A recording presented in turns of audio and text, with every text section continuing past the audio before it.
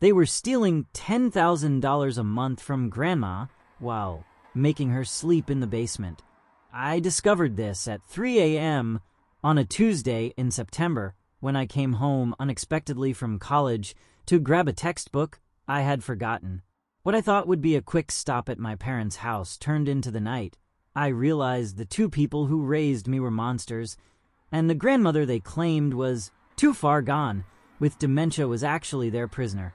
The house was dark when I pulled into the driveway, which was normal for 3 a.m., but something felt wrong the moment I opened the front door with my key.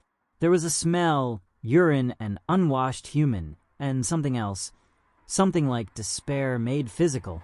And there was a sound, a soft whimpering coming from somewhere below. The basement door was locked from the outside, with a padlock I had never seen before. My blood turned to ice. Why would anyone lock a basement from the outside unless they were keeping something or someone? Inside, I found the key ring in Dad's office. Tried 3 keys before finding the right one. The lock clicked open, and I descended the stairs into a nightmare I'm still trying to process 3 years later. Grandma was down there. My 86-year-old grandmother, who my parents had told me was in a specialized memory care facility since I left for college, was lying on a bare mattress on the concrete floor, wearing a dirty nightgown, her wrists raw from what looked like restraints. "Carson," she whispered when she saw me, her voice cracked and desperate. "Is it really you? Or am I dreaming again?" "It's me, Grandma. It's really me." She started crying then, reaching for me with trembling hands covered in bruises. "They told me you didn't want to see me anymore. They said you knew what they were doing and didn't care." My name is Carson Bailey. I had just turned 19, starting my sophomore year at State University, thinking I was building my future with computer science and internships and all the normal college things.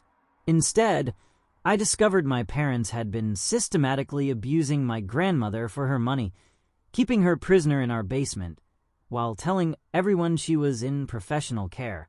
What followed was 6 months of secret documentation, hidden cameras, and ultimately an FBI raid that sent both my parents to federal prison and saved my grandmother's life.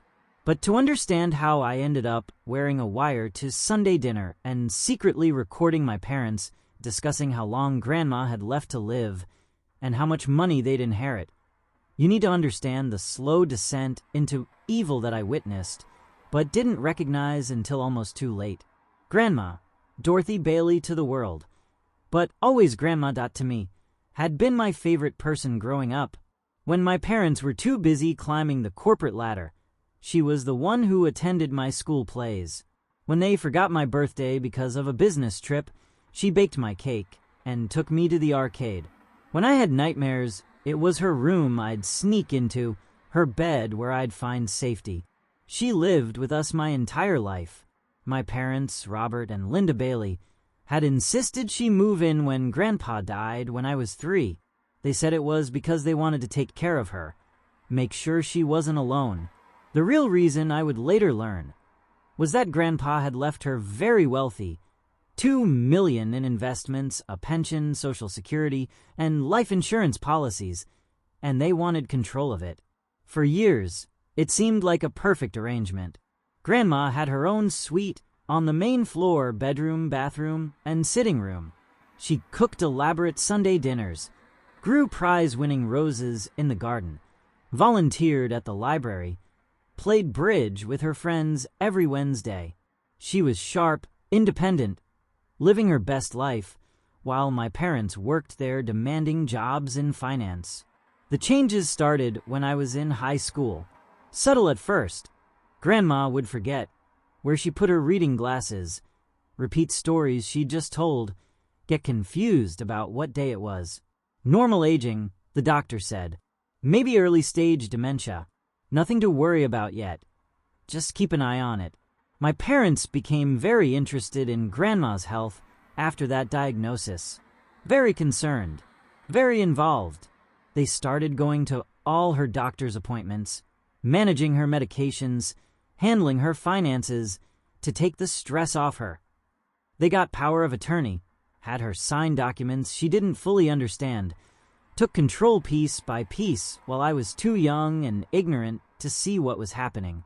By my senior year of high school, Grandma was notably worse. More confused, more forgetful, sometimes not recognizing me for a few moments when I came home. The doctor increased her medications, which seemed to make her even foggier. My parents hired a home health aide during the day while they worked, a woman named Maria, who seemed nice enough, but was always on her phone. "We're doing everything we can for her," Mom would tell people, playing the devoted daughter-in-law. "It's so hard watching her decline, but we'd never put her in a home. Family takes care of family." People praised them for their dedication. What wonderful people, taking care of an elderly parent with dementia. How lucky Dorothy was to have them. If only everyone had such caring family members. I left for college in August State University, just 2 hours away, but far enough that I couldn't come home every weekend. My parents encouraged me to focus on my studies, not worry about Grandma. They had everything under control. They'd hired additional help, they said. Round-the-clock care. The best money could buy. I visited once in early September, a month after leaving. Grandma was in bed when I arrived, though it was 3 in the afternoon. She looked smaller, grayer, more fragile than I remembered. When she saw me, she grabbed my hand with surprising strength. "Carson, don't leave me with them," she whispered, glancing at the door fearfully. "Please don't leave me alone with them." "With Mom and Dad?" I asked, confused. "Grandma, they're taking care of you." "No," she said urgently. "No, they're not. They're." Mom walked in then, all smiles. "Oh, good, you're awake, Dorothy. Look who's here to visit." Grandma's whole demeanor changed. She shrank back, let go of my hand, became the confused elderly woman everyone expected to see. "Hello, dear," she said vaguely. "How nice." I thought it was the dementia making her paranoid. That's what Mom said later, that Grandma had good days and bad days, that sometimes she got confused and thought people were trying to hurt her. It was heartbreaking, but normal for her condition. I should have listened. God, I should have listened to her. The next visit was in October for fall break. They told me Grandma had been moved to a memory care facility the week before. She'd had a bad fall, needed professional care. It was for the best. They gave me the name of the place, Sunshine Manor, and said visiting hours were limited, that she got agitated with too many visitors, that I should call first. I tried to visit, but there was always a reason I couldn't. She was having a bad day. She was with the doctor. She was sleeping. She wouldn't recognize me anyway. Focus on school, they said. We'll let you know when she's up for visitors. November came and went. Thanksgiving was strange without Grandma at the table. My parents seemed different, more relaxed, definitely wealthier. Mom had new jewelry. Dad had a new car. They talked about a vacation to Europe in the spring. When I asked about the money, they said they'd gotten bonuses at work. Both of them. At the same time. I was 19 and naive enough to believe it. Christmas was when I started getting suspicious. I insisted on visiting Grandma at the facility, wouldn't take no for an answer. Mom and Dad exchanged looks. Then Dad said the facility was closed to visitors for the holidays, flu season, couldn't risk the residents' health. But they had a video call set up for Christmas morning so I could see her. The video call was weird. Grandma was in bed, clearly drugged, barely conscious. She mumbled, "Merry Christmas," when prompted, but didn't seem to know who I was. The room behind her was generic, could have been anywhere. When I asked to see more of her room, Mom said the nurse had to go. Other residents needed calls too. I drove to Sunshine Manor the day after Christmas without telling my parents. It was a nice place, well-maintained, expensive-looking. I went to the reception desk, asked to see Dorothy Bailey. "I'm sorry, The receptionist said after checking her computer, "We don't have a resident by that name. Maybe she's under Dorothy M. Bailey? Or Bailey." She checked again. "No, I'm sorry. No one by that name. Are you sure you have the right facility?" I called my parents, confused. Mom answered, heard where I was, and her voice went cold. "Why are you there?" "To see Grandma, but they say she's not here. She was transferred last week to a different facility. Better care for her specific needs." "Where?" "Carson, honey, come home. We need to talk." The talk was about how Grandma's condition had deteriorated, how she needed specialized care that was very expensive, how they were doing their best, but it was taking a toll on everyone. They showed me bank statements showing payments to various medical facilities, doctors, specialists. They cried about how hard it was, how much they missed the woman she used to be. I bought it. I actually bought it. Went back to school in January thinking my parents were heroes for managing such a difficult situation. Focused on my studies like they asked. Stopped asking too many questions about Grandma. Trusted that they were handling everything. Then came that night in September, 9 months later, when I discovered the truth. I need to describe that basement in detail, because even now, 3 years later, I can hardly believe what I saw. The basement of my childhood home, where I used to play video games and build pillow forts, had been transformed into a prison. The windows were boarded up from the inside. A chemical toilet sat in one corner. The bare mattress on the floor had restraint straps attached to it. There was a mini fridge with a padlock on it, a few water bottles on top, a camera in the corner, positioned to watch the entire space. And in the middle of this nightmare was my grandmother, the woman who had raised me, looking like a concentration camp survivor. She had lost maybe 50 pounds. Her hair, always perfectly styled when I was growing up, was matted and filthy. She had sores on her body from lying in one position too long. Her fingernails were grotesquely long. She smelled like she hadn't bathed in weeks. But her eyes were clear. Desperate, terrified, but clear. This wasn't severe dementia. This was a lucid woman being held prisoner. "Carson," she whispered again. "You came back. I knew you'd come back. I prayed every night." I helped her sit up, my hands shaking with rage and horror. "How long have you been down here?" Since October. Last year. They said you didn't want to see me anymore. That you were in on it." "In on what?" "The money. They're taking all my money, making me sign things. They bring papers and hold my hand to make me sign. They're selling everything, my jewelry, the bonds, the properties.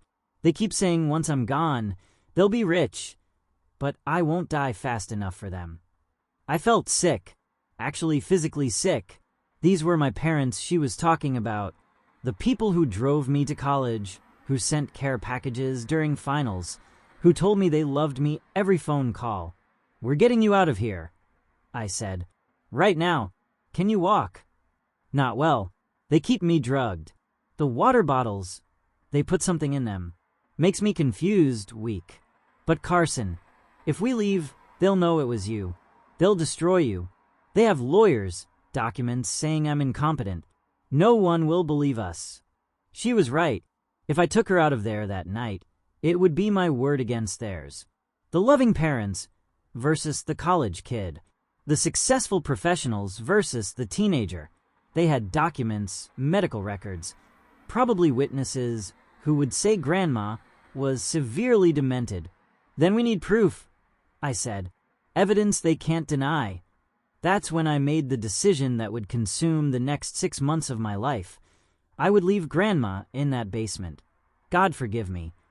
While I gathered enough evidence to bury my parents. "I can't leave you here," I said, even as I knew I had to. "You must," she said, stronger than she'd sounded all night. "I've survived this long. I can survive longer if I know you're working to stop them. But Carson, be careful. They're not the people you think they are. They're not the people I thought they were." I helped her drink clean water from the tap in the basement bathroom, the only water source that wasn't drugged. I found some old crackers in a box on a shelf, made sure she ate them. I took photos with my phone of everything: her condition, the restraints, the locked fridge, the boarded windows. Then I had to make the hardest decision of my life. I had to leave her there. "I'll be back," I promised. "I'll get you out. But I need time to do it right." "I know," she said. "I trust you. You were always the good one, Carson. The only good thing in this house." I relocked the padlock, returned the keys to Dad's office, and drove back to college. As the sun came up, I pulled over 3 times to vomit, my body rejecting the horror of what I'd discovered. My own parents, my own grandmother, in my own home. The next day, I started planning. First, I needed to understand the legal situation. I went to the law library at school, researched elder abuse, financial exploitation, false imprisonment. The sentences were severe, up to life in prison for what my parents were doing. But the burden of proof was high. I needed documentation, lots of it. I bought recording equipment with money from my part-time campus job. Tiny cameras that looked like phone chargers, audio recorders that looked like pens, a button camera for my shirt. I studied my parents' schedules, figured out when they were both at work, when the house would be empty. I started visiting home more frequently, telling my parents I was homesick, missed them. They were thrilled, thought I was being a good son. Mom would make my favorite dinners. Dad would talk about my future, how proud he was. All while Grandma was locked in the basement beneath our feet. During these visits, when they were at work, I would go to the basement. I installed my cameras, one overlooking the mattress, one by the stairs, one near the toilet. I brought Grandma real food, clean water, basic medical supplies for her sores. I documented everything, took photos of her progressive condition, recorded her testimony about what they were doing to her. She told me everything during those secret visits. How it had started slowly after her dementia diagnosis, extra medication that made her confused, documents to sign that she couldn't read properly, isolation from her friends who might notice something wrong. Then escalation. They told everyone she was getting worse, needed constant care. Fired Maria, the home health aide, when she asked too many questions. Started keeping Grandma, sedated most of the time. Moved her to the basement when I left for college. Told everyone she was in a facility. The financial abuse was staggering. In 1 year, they had stolen over $400,000. They sold her jewelry collection, worth $200,000, telling the dealer she had given it to them. They liquidated her bonds, transferred her stocks, emptied her savings. They were working on selling her rental properties, forging her signature on documents. "They talk about it in front of me," Grandma said during one visit, "like I'm not even there, or like I'm already dead. They discuss what they'll buy with my money, where they'll travel, how they'll retire early. Your mother wants a beach house. Your father wants a boat." The cameras captured it all. My parents coming down to force Grandma to sign papers, holding her hand to guide the pen, bringing her drugged water, watching to make sure she drank it, discussing her finances while she lay there, planning their spending, complaining that she was taking too long to die. One recording in particular made me physically ill. Mom and Dad were in the basement. Grandma was barely conscious, and they were discussing whether they should increase her medication. "We could up the dosage," Mom said. "Speed things along." "Too risky," Dad replied. "An autopsy would show overdose. We need this to look natural. She's stronger than we thought. It's been over a year. She can't last much longer. Look at her. Maybe we should restrict food more. We need her alive to keep signing things. The Morrison property closes next month." They were discussing murdering my grandmother, my parents, the people who taught me right from wrong, who raised me to be a good person, were casually discussing how to kill an elderly woman for money.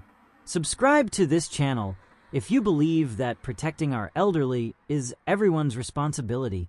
Too many seniors suffer abuse from the very family members who should protect them. If this story resonates with you, hit that notification bell to join our community of advocates who refuse to let our elders suffer in silence.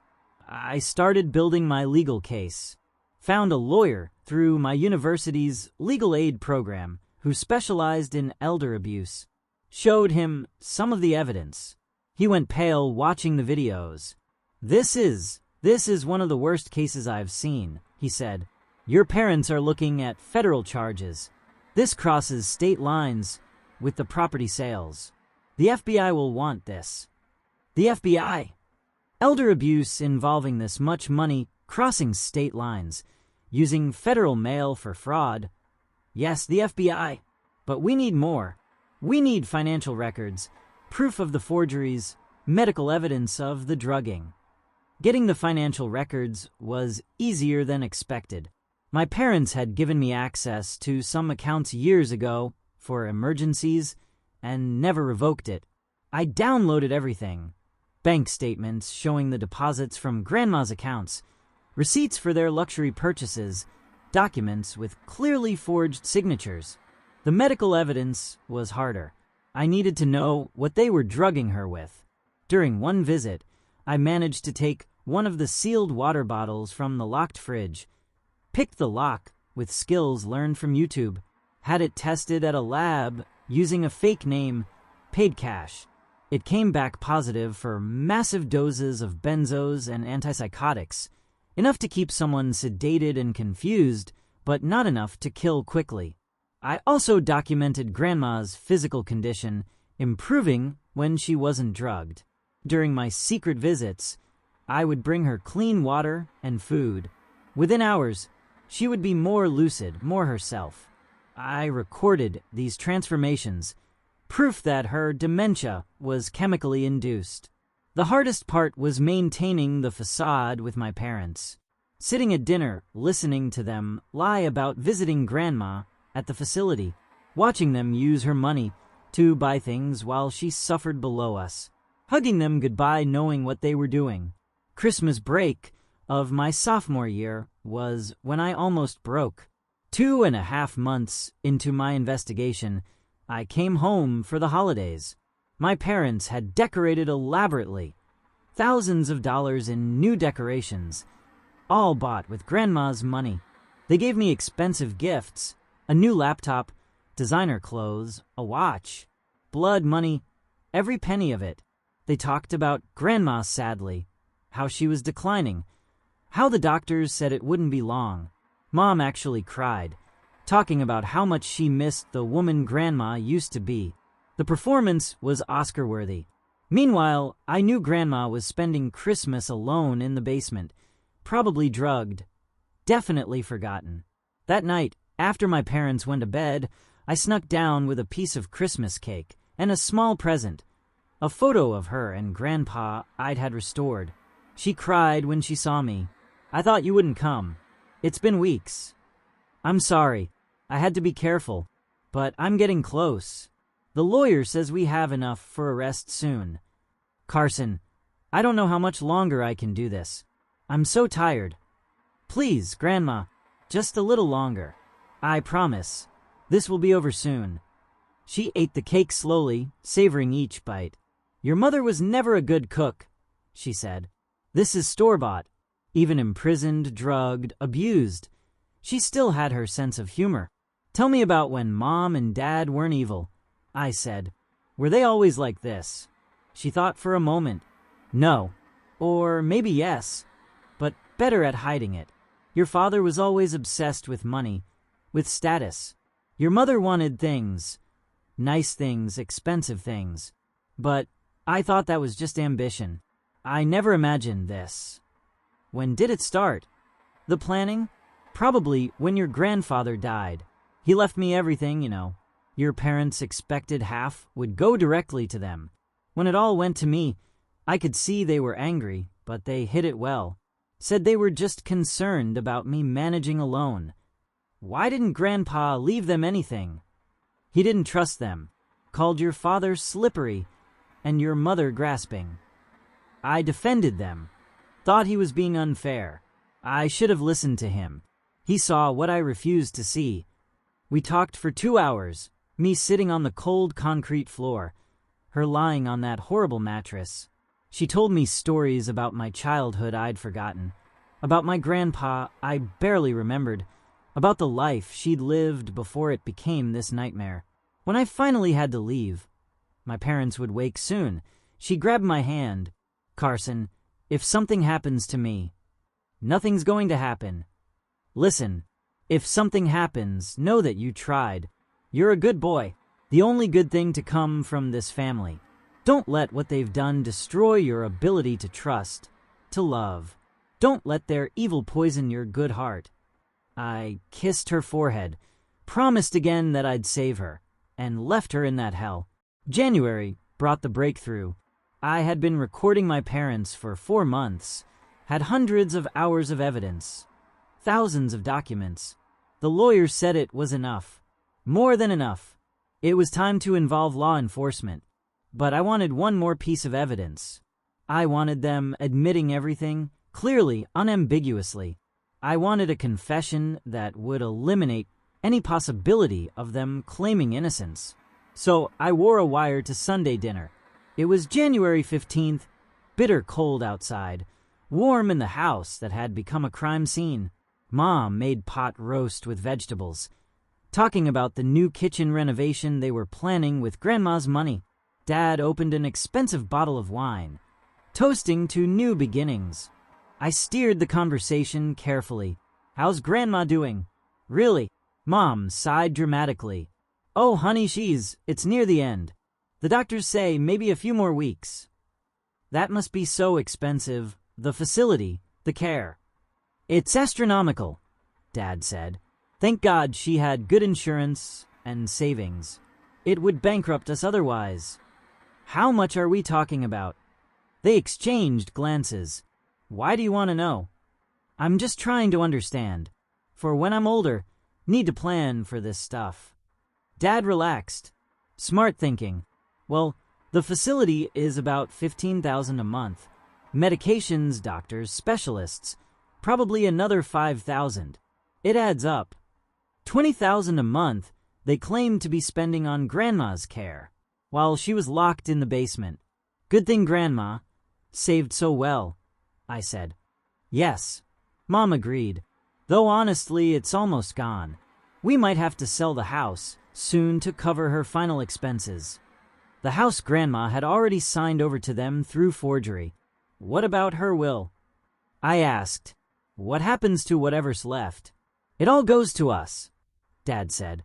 She changed it last year. Wanted to make sure we were taken care of for taking care of her. Another forgery. That's good, I said. You deserve it for everything you're doing for her. We do, Mom agreed. It's been so hard, Carson. People don't understand the sacrifice we've made. Our entire lives revolve around her care.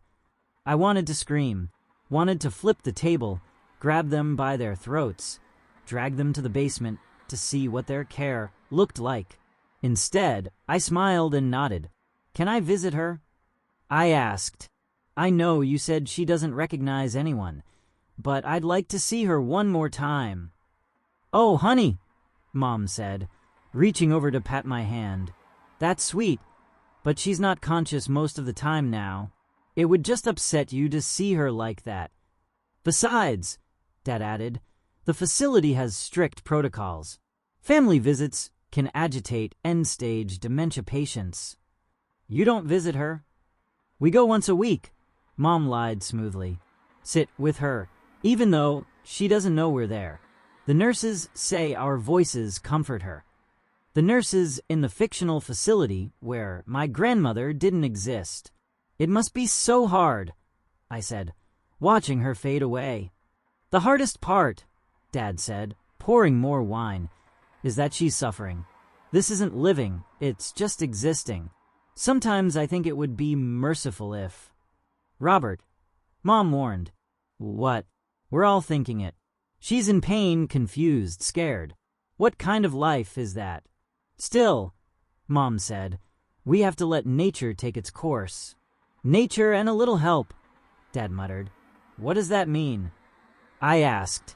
Nothing, Mom said quickly. He just means we're making her comfortable.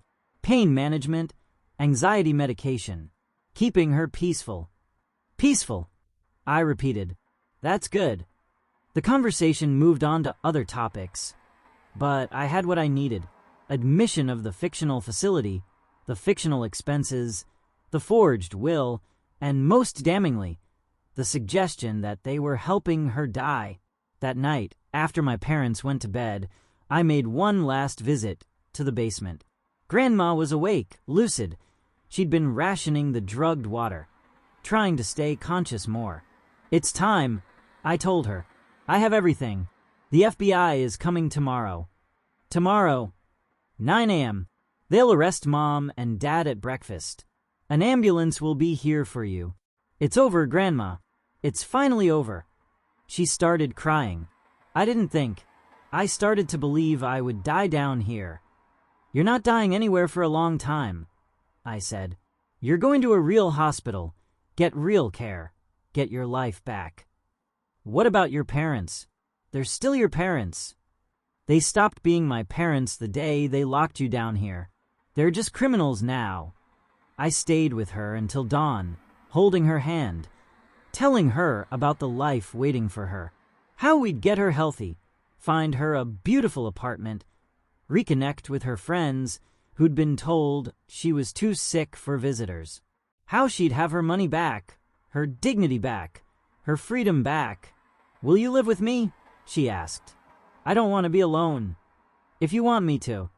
I do. You're all the family I have left. Then yes, we'll get a place near campus. You can audit classes if you want. You always talked about going back to school. At 86? Why not? You've got years left. Might as well learn something new. She smiled for the first time in months. I always wanted to study art history. Then you will. I left her at 6 a.m., knowing it was the last time she'd be in that basement. Went upstairs, showered, made breakfast like it was a normal Monday morning. My parents came down at 7, complained about it being Monday, drank their coffee, read their phones. At 8:45, I excused myself to use the bathroom. At 8:50, I heard cars pulling up outside. At 8:55, I came back to the kitchen to find my parents looking out the window at the FBI vehicles surrounding our house. What's happening? Mom asked, fear creeping into her voice. I don't know. I lied. At exactly 9 a.m., the doorbell rang.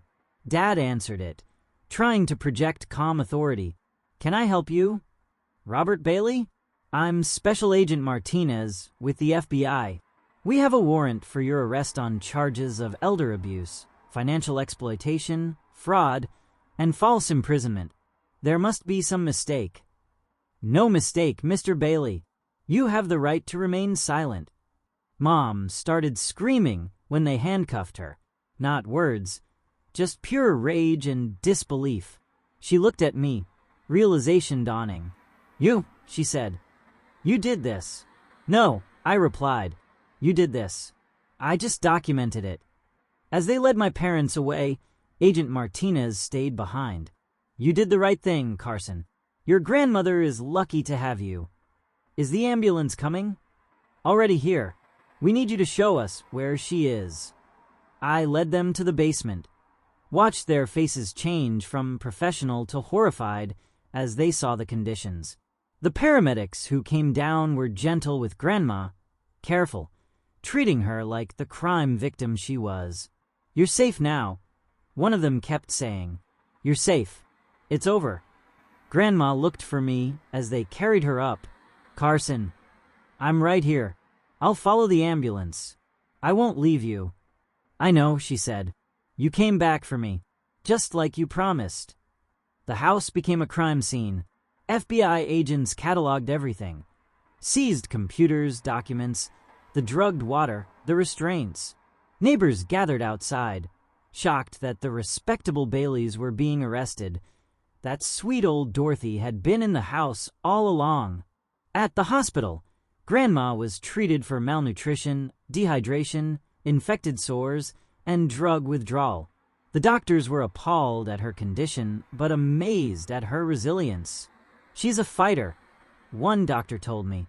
"Most people wouldn't have survived what she went through." "She had hope," I said. "She knew I'd come back." It took 3 weeks for Grandma to be stable enough to leave the hospital.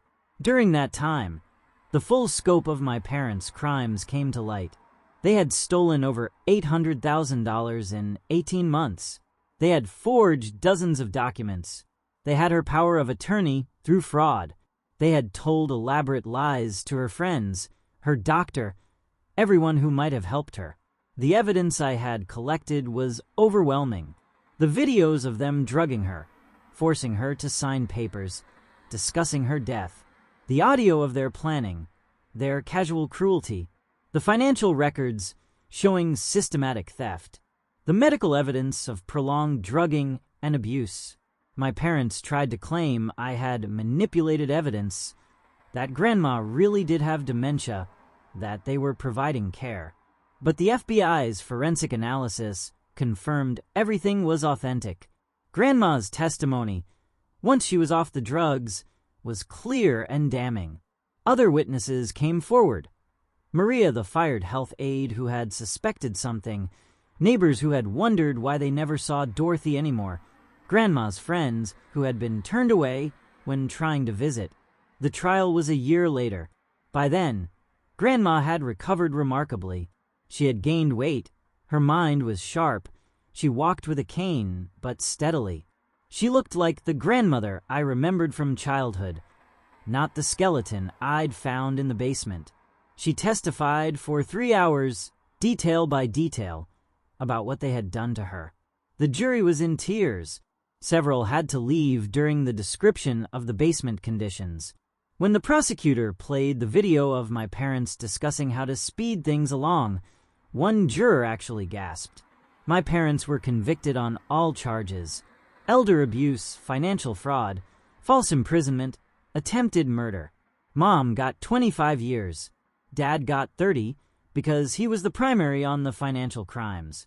They would be in their 70s when released, if they lived that long. At sentencing, they were allowed to make statements. Mom cried, said she was sorry that greed had poisoned her. Dad remained defiant, claimed we were exaggerating, that he had done nothing wrong. Neither of them looked at me or Grandma. The judge, an elderly woman herself, was scathing in her sentencing statement. In 30 years on the bench, I have rarely seen such calculated cruelty. You didn't just steal money. You stole dignity, freedom, and nearly life itself from a woman who trusted you. You tortured her for greed. You are the worst kind of criminals. Those who prey on family, on the elderly, on those who cannot protect themselves. Your sentences reflect the heinousness of your crimes. As they led my parents away, Mom looked back one last time. "Carson," she called out. "I'm sorry." I didn't respond. Sorry meant nothing. Sorry didn't erase 18 months of torture. Sorry didn't undo the image burned in my mind of my grandmother on that basement floor. After the trial, Grandma and I found an apartment near campus. 3 bedrooms, 1 for each of us, and 1 for her art studio. She had indeed enrolled in art history classes, attending lectures with students a quarter her age who adopted her as their class grandmother. The stolen money was recovered, mostly. Some was gone forever, spent on things that couldn't be recouped. But there was enough for Grandma to live comfortably, to have the retirement she deserved, to finally be free. She painted now, terrible paintings that she loved creating. She had lunch with her restored friend group every Thursday. She volunteered at the senior center, teaching other elderly people about financial abuse, how to protect themselves, what warning signs to watch for. "I don't want anyone else to go through what I did," she told me. "If my story saves one person, the The suffering was worth something. I finished college with a degree in criminal justice and elder law, became a social worker specializing in elder abuse cases. I know what to look for now: the isolation, the financial discrepancies, the family members who are too interested in inheritance. I've saved 17 elderly people from situations similar to Grandma's. Each case breaks my heart and strengthens my resolve. Each victim reminds me of that night I found Grandma in the basement.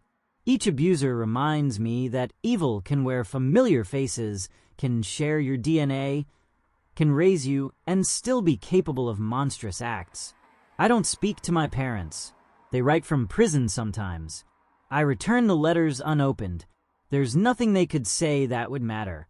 They made their choices.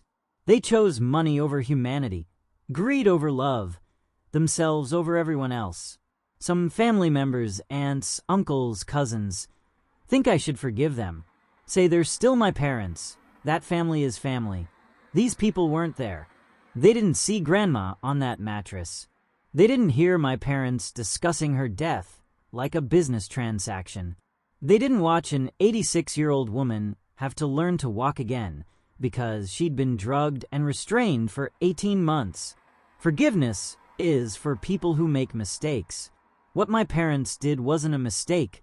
It was systematic, prolonged, deliberate torture for financial gain. That's not forgivable. That's evil. Grandma lived 5 more years after the rescue. 5 good years.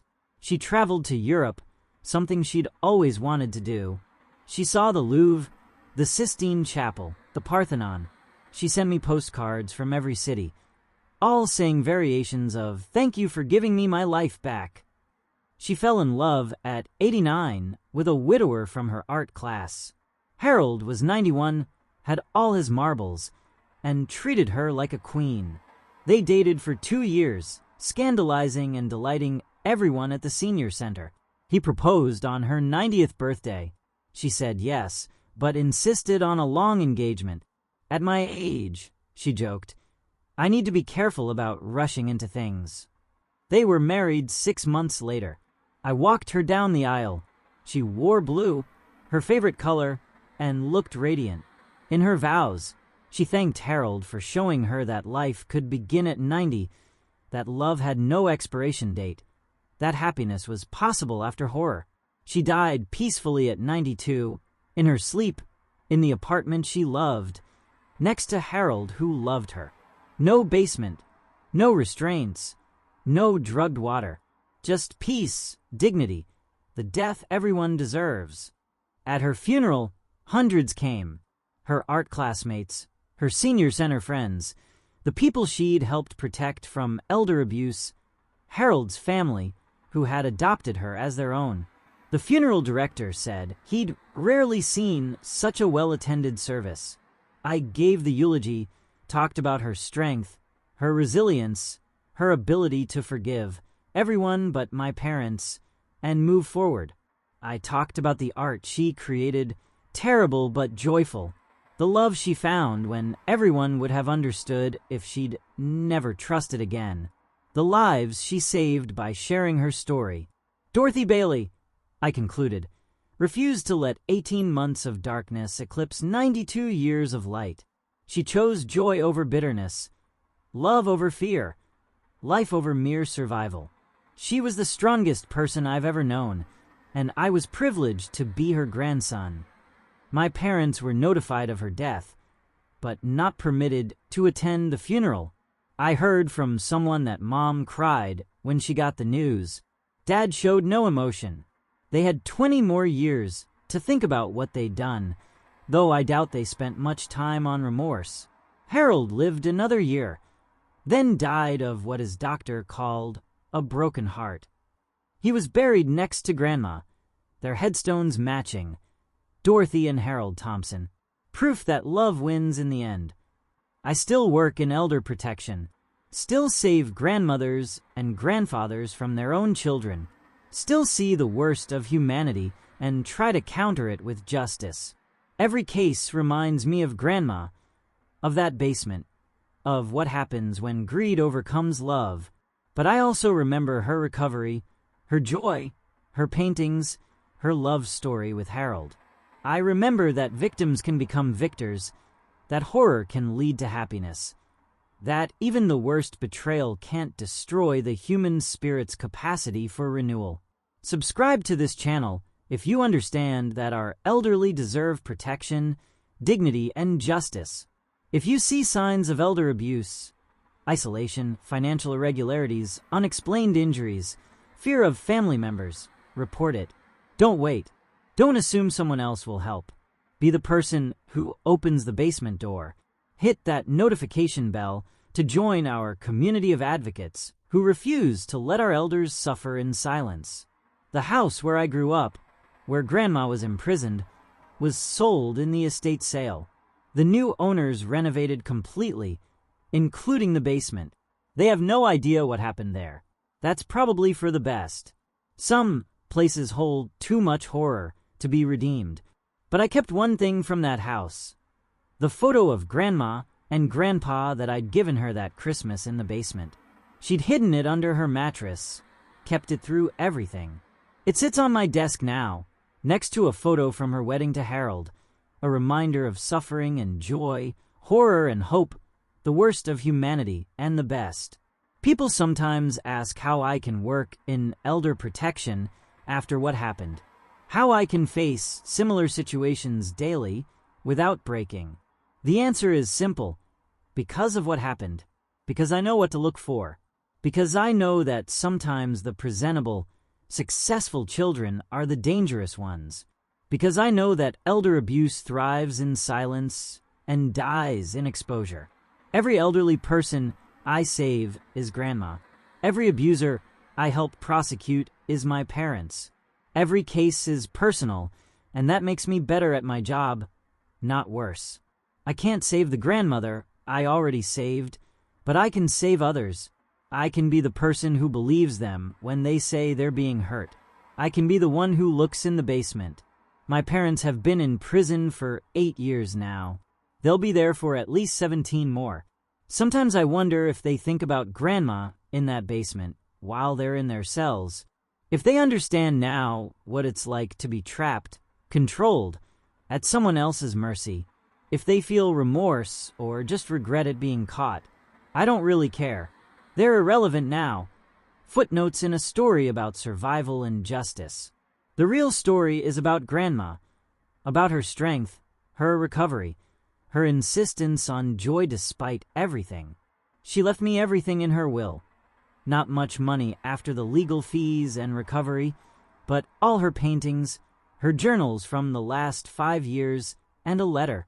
The letter said, "My dear Carson, if you're reading this, I'm gone, and you're probably sad. Don't be. I had 5 years of freedom because of you. 5 years of art and friendship and love.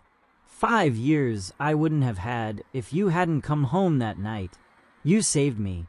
But more than that, you showed me that goodness can come from evil, that courage can overcome cruelty, that one person doing the right thing can change everything. Your parents were my greatest sorrow, but you were my greatest joy. You reminded me that we are not our worst family members, that we can choose to be different, to be better. Live well, my dear boy. Love freely, trust wisely, and always check the basement. All my love. Grandma. I laminated that letter. Carry it always. When cases get too hard, when I see too much evil, when I wonder if I'm making a difference, I read it. Remember that I saved her. Remember that she saved me too, by showing me that survival is possible, that joy returns, that love wins in the end. My parents will be released when they're in their 70s. If they survive, I'll be middle-aged, established in my career, probably married with kids who will never know their grandparents. We'll have moved states by then, changed our names legally, disappeared from any place they might find us, because some bridges, once burned with the fires of torture and greed, can never be rebuilt. Some betrayals, cut too deep to heal. Some forgiveness is not possible or necessary or deserved. But that's okay. Family is more than blood. It's the people who save you from basements. It's the elderly woman who loves you despite sharing DNA with your abusers. It's the chosen family you build after your birth family proves monstrous. It's the hundreds of elderly people I've saved who call me their bonus grandson. It's Harold's family who still invite me to holidays. It's the network of survivors and advocates who understand that sometimes the call is coming from inside the house, that sometimes family is the danger. That's the family I choose. The family Grandma would be proud of. The family built on protection, not predation. On love, not exploitation. On truth, not the elaborate lies that kept an elderly woman prisoner while everyone believed she was in professional care. The last time I visited Grandma's grave, I brought yellow roses, her favorites, told her about my latest case, an elderly man saved from his daughter's basement, told her how her story, which I share with victims, gives them hope that recovery is possible. You're still saving people, Grandma, I told the headstone. Your story, your strength, your insistence on finding joy, it all still matters. It all still helps. You're still the strongest person I know. The wind picked up then, rustling through the roses, and for a moment I could swear I smelled her perfume, the one she started wearing again after she was free. White shoulders, classic and elegant. Nothing like the smell of that basement. That's how I choose to remember her. Perfumed and painted, terrible at art, but wonderful at life. 90 years old and in love. Proof that no amount of darkness can permanently eclipse light if someone's brave enough to open the door. I was brave enough. Barely, but enough. And that made all the difference. The basement of my childhood home is now someone else's rec room. Kids probably play there, unaware of the horror that space once held. That's good. Places, like people, deserve second chances, deserve to be more than their worst moments. But I'll never forget what I found there at 3 a.m. on that September night. My grandmother, the woman who raised me, imprisoned by the people who should have protected her. It was the worst thing I've ever seen and the most important discovery I've ever made, because finding her led to saving her. Saving her led to saving others.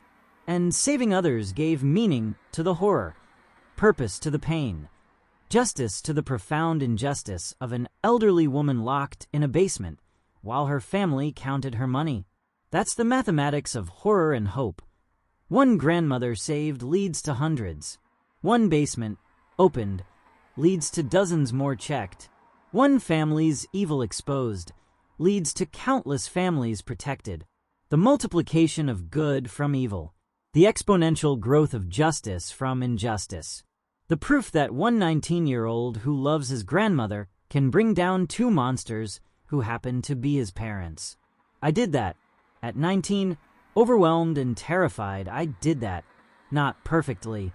I left her in that basement for 6 more months while I gathered evidence, a decision that still haunts me.